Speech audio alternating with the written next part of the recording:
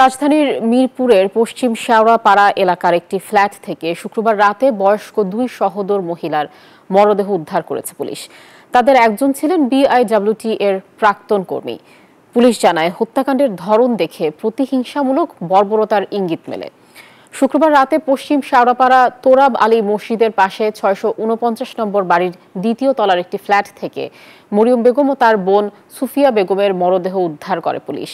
মরিয়ম বেগমের বয়স ৬০ বছর এবং সুফিয়া বেগমের বয়স ৫২ বছর। স্থানীয়রা জানান, তারা কারো সঙ্গে শত্রুতা পোষণ করতেন না। তবুও এমন নির্মম হত্যাকাণ্ডের শিকার হওয়া রহস্যজনক।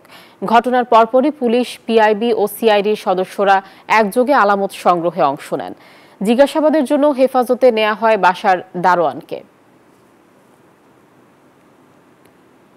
মিষ্টি ওর ভাই এখন বললো যে ও ৬টা ২০ অফিসে যায়।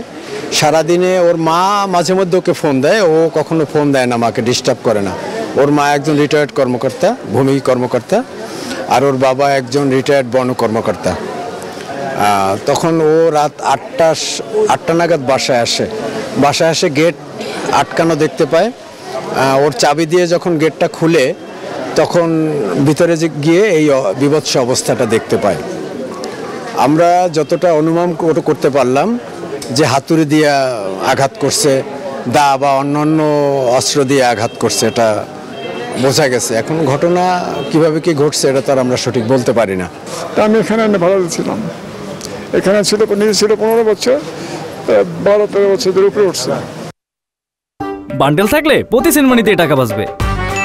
বিকাশ সেনমানি বান্ডেল কিনে জিতুন প্রতি লেনদেনে।